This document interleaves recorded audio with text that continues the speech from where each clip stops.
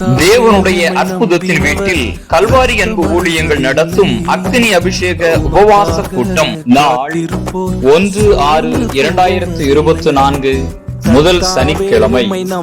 நேரம் காலை 11 மணி முதல் மதியம் 3 மணி வரை. இடம் தேவனுடைய அற்புதத்தின் வீடு, கல்வாரி நகர், பரும்பு, ஆலங்குளம். தேவ செய்தியாளர்கள் ரெவரண்ட் சி. கிறிஸ்தோம் அவர்கள், தென்காசி. சகோதரர் கே. பி. ஜோசப் அவர்கள், கல்வாரி அன்பு ஊழியங்கள், ஆலங்குளம். பாடல் மற்றும் ஆராதனை கல்வாரி அன்பு குழுவினர்கள்.